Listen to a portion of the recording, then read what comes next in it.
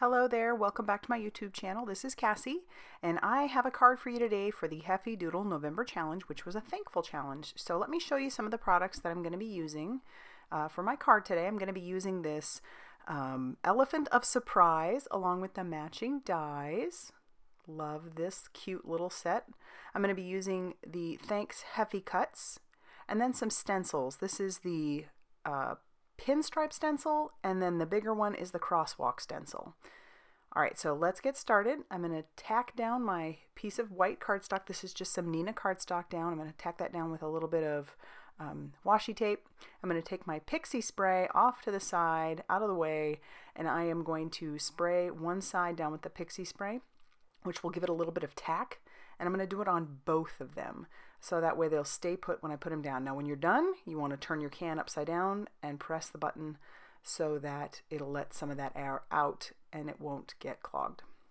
I am starting with some Distress Oxide ink in the color Scattered Straw, and I'm starting from the bottom and I am working my way up, kind of fading that color out.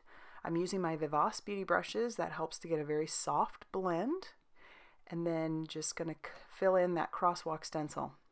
I'm going to turn it because I'm trying to get a plaid look, and obviously I'm kind of winging it here, which is fine. This is not a big deal. You can easily wing it, but you'll see in the end it's clearly not like total plaid look. It's definitely a Cassie plaid. I don't know how else to describe it. So it's not, I didn't do a perfect job with my plaid because I was just kind of winging it. All right, so I'll take that stencil away, and then I'm going to grab the Pinstripe stencil and tack that down. I'm going to use this smaller VIVACE beauty brush. That'll make it really easy to get in between those lines since this stencil is pretty tight together. The color that I'm using now is Spiced Marmalade, clearly one of my favorites for fall. I've been using it like crazy, and I'm basically going every third one. So I'm leaving two stripes plain, or not putting any color in those, and then I'm just working my way across the paper.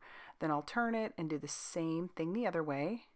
I haven't lined it up very well, obviously, so again, going every third one. And so, it'll give us a pattern. And honestly, I kind of enjoy, doing this kind of thing, just kind of playing around with stencils and seeing what kind of patterns you can get. And it's obviously not perfect, but I don't mind that. I was going to use some pumice stone, but I changed my mind. I decided I wanted to keep this really fall-like, so I grabbed some brushed corduroy. So this is brushed corduroy after I've cleaned my VIVACE beauty brush, and I've put this back down, and I'm actually going every fourth one now. So I'm leaving 3 blank in between, and then just filling in the gap there. And then I'll turn it and do the same thing that way. This way it just gives a little bit of that brown to it to make it look a little bit fall. I think the pumice stone would have been a great color to use, but since I'm going to be coloring my elephant's gray, I thought that this little touch of brown would just be really nice. And it'll go with the craft cardstock that I end up using for my background. So I'm using it's actually Lunch Bag, that's what it's called, Lunch Bag cardstock by Brutus Monroe. And I have taken this through my die cutting machine with the word thanks. So that's the Heffy Thanks die. And I'm not going to take it out yet because I do want to do a little bit of an ombre on there. So I've grabbed another one of my VIVACE beauty brushes, and I've just kind of went across the bottom. And then I want to add a little deeper color. So this is where I grab some gathered twigs and do the same thing at the bottom. I'm going to clean off my brush, and then I'm going to kind of blend those out so that they blend a little bit easier together. I've done that 2 more times. I didn't blend anymore, but I did cut the thanks out 2 more times. And now I'm going to use some this is the Multimedia Matte by Ranger. And I'm going to use that on the back of that first thanks. I'm holding that with some reverse tweezers. Now, someone asked me what reverse tweezers were. Well, if you think about tweezers, the way you get them to pinch closed is to squeeze them.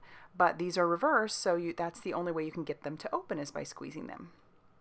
So now that I've put that down on the first one, I'm just going to kind of line it up. Then I'll use my paper piercer to pierce out the rest of those elements. I left those in there because I wanted those to help kind of keep the thanks' shape.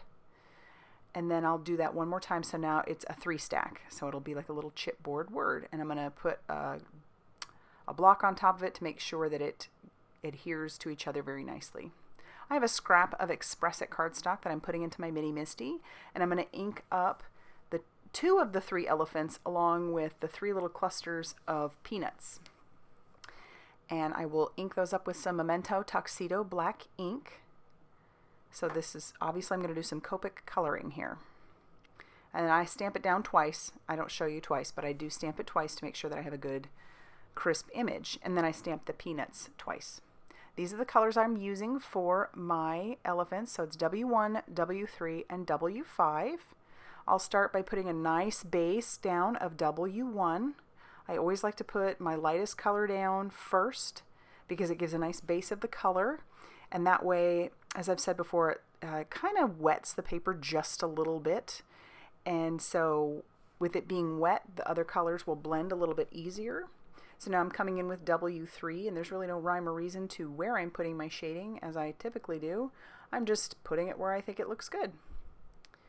And on some of those areas, you can tell I don't go all the way to the edge. I typically do that when it is a rounded image. So if I want that to really keep that rounded, to fool the eye into thinking that it's rounded, I won't always go right to the edge. Now I'm coming in with my W5, so that's my darkest color. And I'm not going to do it on both right away. I'm going to come back in while that color's still wet with my W3 and blend that out so that way I don't get any harsh lines. But our little elephant is really coming together. And then I'll come in with my W1. And so he'll be all ready to go. And then I will do the exact same thing with this other elephant using that W5, then going back in with that W3 and blending it all out with the W1. So as some of you may know, we got ourselves a new family member. We have a new kitten, and I'll tell you, having a kitten, well, it brings a lot of life to the house. It also, this little guy is super needy. He is 8 weeks old and under 2 pounds. Well, by this point, he's almost 9 weeks, and hopefully he's a little more than 2 pounds at this point. But I'll tell you what, he is always on my lap, which I love. And so I am crafting right now with this little guy sitting on my lap. He's sound asleep right now. And even when he plays, he likes to play on my lap. All right, I'll add a little bit of an RV11 to the elephant's cheeks. And then I'm going to use the matching dies to cut these out. So I'll tack that down with my washi tape. And believe it or not, this is the end of my washi tape roll. I cannot believe that I got there, but I did. Sometimes when you get it, you're like, I'll never use this up. And believe me, where I finished one, I have about, 20 more rolls I could go through. So we're not hurting for washi tape. So I'll tack all those down and run that through my die cutting machine. My card base is some more of that Brutus Monroe lunch bag cardstock that I cut down to 5.5 inches by 8.5 inches and scored at 4.25 inches. So it's a side folder. I'm going to stick this inside of my Misti so that I can stamp my sentiments nicely. And I'm going to use the VersaFine Clair Nocturne ink this time because it's such a crisp ink and you don't typically have to stamp it more than once. And so I love that ink for stuff like this. It's not good for Copic coloring because it will bleed, but I like it for, sentiments. It makes a really, really crisp image. I'm lining up the other part. So this will say, I think you're unforgettable. So the outside will say thanks, and the inside will say, I think you're unforgettable. I think that's a fun little sentiment together. I trimmed down my panel, and so it's now 4 inches by 5.5.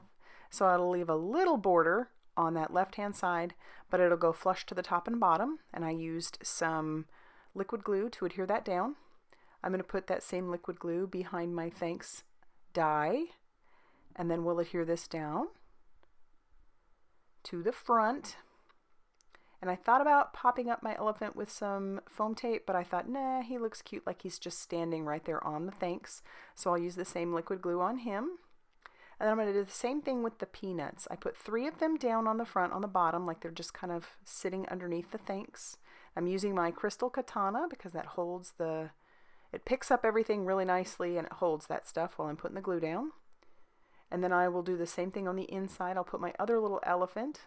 So this will leave plenty of room for a sentiment of some sort, like whatever I might want to write, or whoever gets this card might want to write.